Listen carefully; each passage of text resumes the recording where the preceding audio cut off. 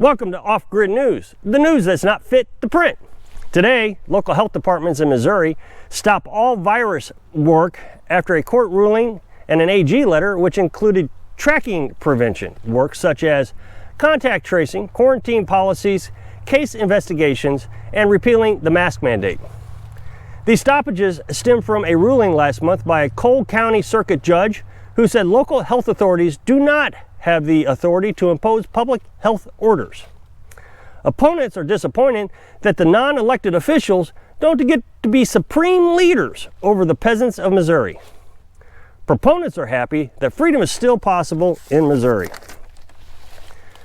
White House press secretary said vast majority of parents appreciate their kids being made to eat lunch in the frigid outdoors to prevent the spread of the virus in New York schools.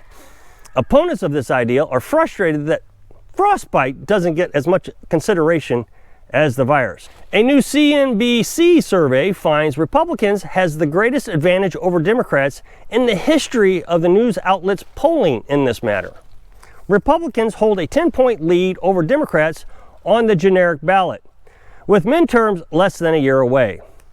In the 20 years CNBC and NBC have been asking the congressional question, the largest previous was 4 points. Republicans over Democrats. A North Korean man was sentenced to death by firing squad for the ghastly offense of having a copy of the terrible movie TV show Squid Games saved on his flash drive, and he was selling copies. United States proponents of the sentence said they can't wait until the U.S. citizens are punished this way for crimes that are meaningless. A South Australian senator was sent to virus quarantine detention camps despite testing negative. The senator refused to divulge his vaccine status, which led the authorities to believe he was not vaccinated.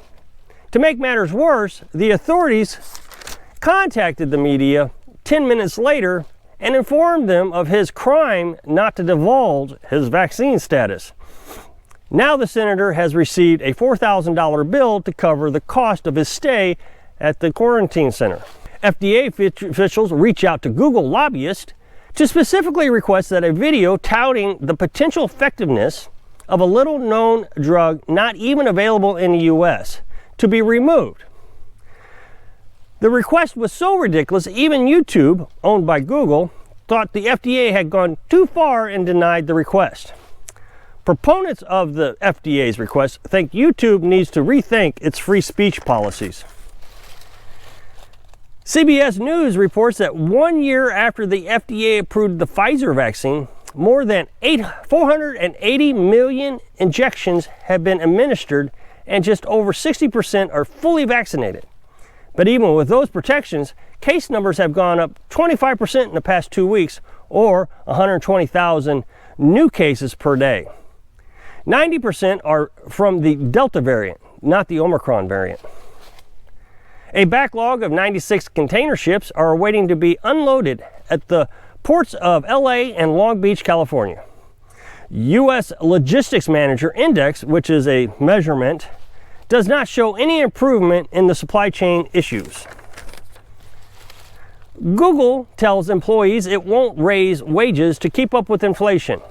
Meanwhile, the White House states that the 6.8 inflation rate is a good thing because it shows Americans have more money. Federal Reserve says its hands are tied to avert inflation like it did in the 1980s when it spiked the interest rates. Since the federal government and individuals are in much more debt, if they spike the interest rate now, people would suffer more because interest on loans would go up, which would cause more inflation. In the 1980s, people had more savings than debt. So when they spiked the interest rates then, people made money. White House states that inflation is a good thing because it means people have more money. The WHO and the CDC have acknowledged that there have yet to be any known deaths from the Omicron variant, which is raising questions about the necessity of tightening government regulations and mandates. Michigan Democrat governor states that the White House vaccine mandate was a problem for all of us. She said that if the mandate happened, that Michigan would lose good state employees. Michigan regulations state that workplace safety laws have to mimic federal laws, meaning if the federal mandates are passed, Michigan would have to apply these mandates to state workers. CDC reports that the influenza rates are on the rise. The rise in flu rates is being contributed to low flu vaccinations, with 77% of the cases being unvaccinated. Pfizer states, "Oh goody!" A professor at New York University was recently cleared of accusations that he failed to follow the New York University's handbook when he instructed students to research both sides of the scientific debate on the effectiveness of wearing masks. One student and a group of 25 colleagues demanded that he be fired. He said his academic freedoms was under attack. During this, he collapsed and had to go to the ER due to the stress of it all. A Mississippi doctor was fired for treating a virus patient with a parasite medication, which is approved by the FDA. The hospital states that he was not an employee of the hospital, but a consultant, and they just asked him not to come back. 4 states have called in the National Guards to deal with the healthcare staffing shortages due to vaccine mandates. The states include New York, Maine, New Hampshire, and Indiana. South Africa sees a downtrend in virus cases despite the increased testing. South Africa is where the Omicron variant was first found.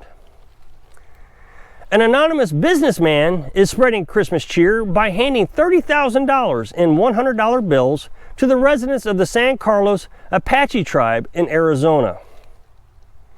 Colorado Democrat governor won't be bringing back the mask mandates because the emergency is over.